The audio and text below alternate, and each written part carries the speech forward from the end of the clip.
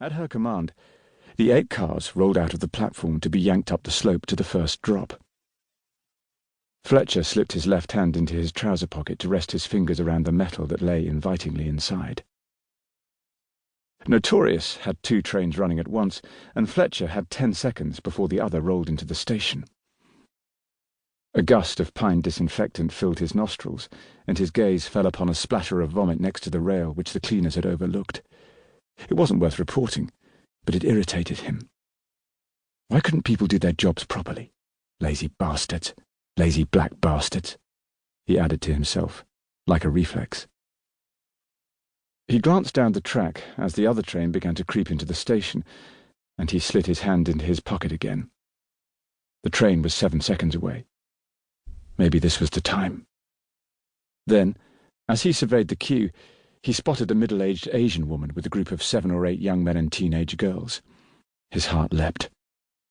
The men were full of bravado, laughing and pushing each other, showing off in front of the girls. He kept watching. Indian? Maybe Pakistani or Bangladeshi? From the head coverings on the woman and 2 girls, they were probably Muslims, he thought. Fletcher watched for a few moments, then glanced around the other passengers waiting to board. No little kiddies. That was good. No coppers, no squaddies, no heroes. And then the fire raged again, erupting from the pit of his stomach, ripping through his chest and into his head. He could feel his brain pushing out against the inside of his skull. Too many thoughts, and so much disgust. And this fire, that made him alive and sterilized his doubts and fears.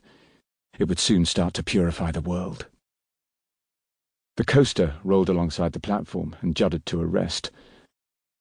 Once the passengers were out of the carriage and through the exit gate, he pressed the button on the wall to open the stalls, allowing the next passengers to get into their seats. The Asian group were laughing as they settled down. The middle-aged woman couldn't reach her restraint, so Fletcher tugged it into place for her. She thanked him and smiled. He smiled back. Nice eyes, he thought. The fire was burning still, not as rampant as a moment ago, but still streaming through his arms and fingers. He'd never felt so vital. He had ultimate control over these people, over who would live and who would die. And after it was all over, he would take his place in history. One of the growing army of warriors who had stood up and fought to secure an existence for his people and a future for white children. He watched the woman settle into the seat. Not now. Not until they'd been round one time. One last time. The ride was so much worse than Zara had imagined. The restraint was too tight, her back hurt, and now it was pelting down. As the car began the steep ascent, she screwed her eyes tight and was aware of nothing but the blast of bitter, wet air on her cheeks. The clanking stopped, and Zara knew she was at the top, but resisted the urge to peek. Then her body was slammed into the seat, and her stomach entered her head as she plummeted.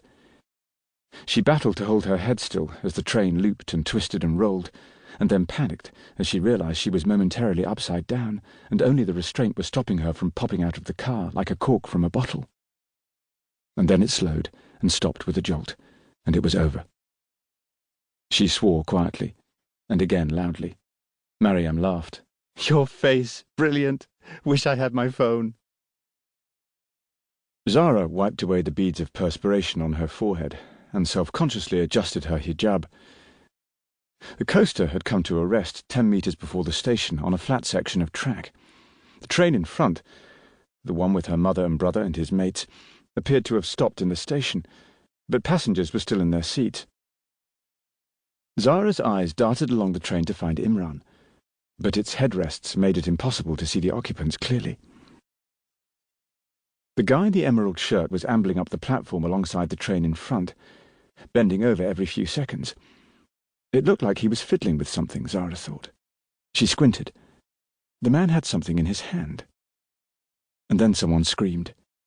It could have been Mariam. It could have been Zara. Now that her senses had begun to gather, she could see clearly that the object in the man's hand was a knife. At that moment, he lunged towards one of the passengers. An arc of something sloppy and dark flew up in the air, and someone screamed again. For a moment, there was just the rushing of blood.